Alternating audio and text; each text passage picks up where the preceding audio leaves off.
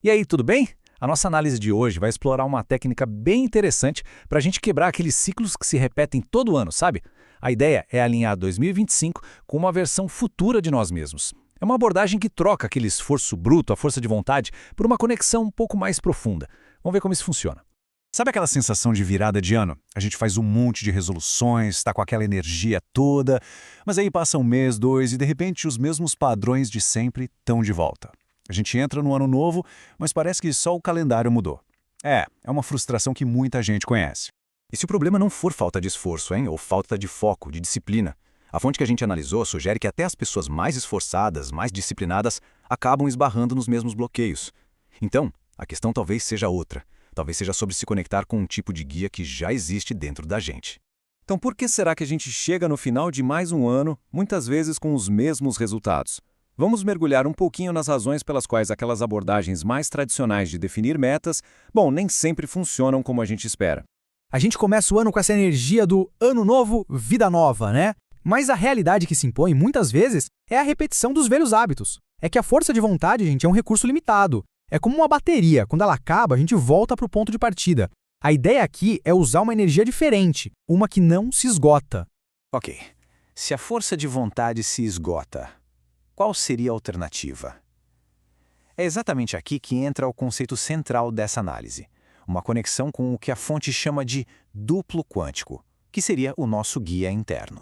O duplo quântico não é nenhuma entidade mística, tá? É para ser encarado como um guia prático. A parte quântica aqui se refere à ideia de acessar o campo de todas as possibilidades. É como se fosse uma versão de nós que já navegou por esses futuros possíveis, que já errou, já acertou e por isso conhece a rota mais inteligente para os nossos objetivos. A ideia é que ele está constantemente tentando nos enviar informações para guiar a gente. E olha, a melhor analogia que vem da nossa fonte é a de um videogame. A pessoa, no presente, é como um avatar dentro do jogo. Tem uma visão limitada, vai reagindo ao que aparece na tela. E já o duplo quântico é o jogador, que está do lado de fora, vendo o mapa completo, vendo os perigos, os atalhos. Ele tem a perspectiva ampla que o avatar lá dentro não consegue ter. Agora, o ponto crucial. Como é que essa comunicação acontece? Não é com palavras, ela é energética. Ela se baseia na nossa frequência, ou seja, nosso estado emocional predominante, na nossa atenção, que é para onde a nossa energia mental está sendo direcionada, e na nossa intenção, que é a clareza daquilo que a gente realmente deseja. Bom, vamos então para a parte prática para ver como essa conexão pode ser estabelecida. O método proposto é uma carta, estruturada de uma forma bem específica para, teoricamente, abrir esse canal de comunicação. Antes de começar, algumas regras bem simples, mas que fazem toda a diferença. Primeiro, escrever à mão. Isso envolve o corpo todo na intenção. Segundo, escolher um momento tranquilo para que a conexão seja real. E o mais importante de tudo, a carta não precisa ser bonita ou poética. Ela precisa ser verdadeira. A estrutura é bem simples, dividida em 3 blocos. No primeiro, a pessoa no presente descreve a sua situação para a sua versão futura. Depois, a perspectiva muda e a escrita vem daquela versão futura, como se fosse uma resposta. E por fim, um acordo é selado.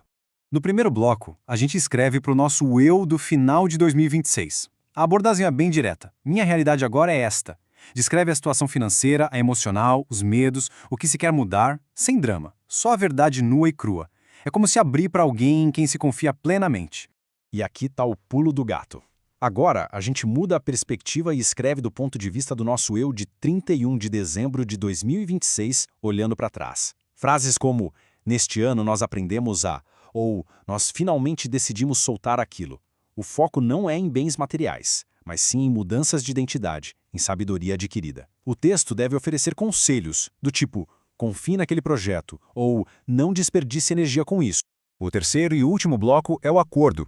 É uma declaração de intenção bem clara, um compromisso de fazer a própria parte, ouvir, perceber os sinais e, claro, agir.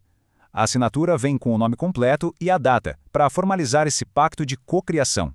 Depois de escrever a carta, o processo não acaba não.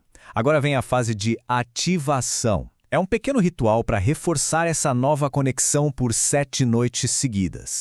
É um processo que leva menos de 5 minutos, super rápido. Primeiro, reler a resposta do eu futuro, absorvendo bem aquela mensagem. Em seguida, focar na sensação de realinhamento com aquela versão de nós. E, por fim, declarar a intenção de forma bem clara e direta. Uma dica importante aqui é criar uma âncora física. Ao guardar a carta sempre no mesmo lugar, debaixo do travesseiro, na gaveta de cabeceira, o cérebro começa a associar aquele local com a intenção e com o processo todo, o que ajuda a fortalecer o ritual. Agora vamos para a parte final, que é sobre como viver esse processo no dia a dia e entender qual é o papel ativo que cada um tem nisso tudo. Esse ponto é fundamental. Gente, a técnica não é para delegar a vida para o universo e ficar esperando. É um acordo de parceria. O duplo quântico atua, mas a nossa ação no mundo real também é necessária. Durante essa semana de ativação, é importante ficar de antena ligada. As sincronicidades são a confirmação de que a conexão está ativa. Mas as resistências também são um sinal. O medo, a vontade de procrastinar ou de desistir, tudo isso mostra que o padrão antigo está sendo desafiado. E se ele está sendo desafiado, é porque a mudança está acontecendo. Essa frase resume perfeitamente a dinâmica. O duplo quântico pode reorganizar as oportunidades, colocar as pessoas certas no caminho, mas a decisão de dizer sim para o que expande e não para o que limita ainda é de cada um. A ação no mundo material é indispensável. No fim das contas, a proposta toda é um experimento pessoal. Não se tem nada a perder ao tentar. A questão final não é se o mapa existe ou não, mas sim se estamos dispostos a parar de andar em círculos e finalmente dar uma olhada nele.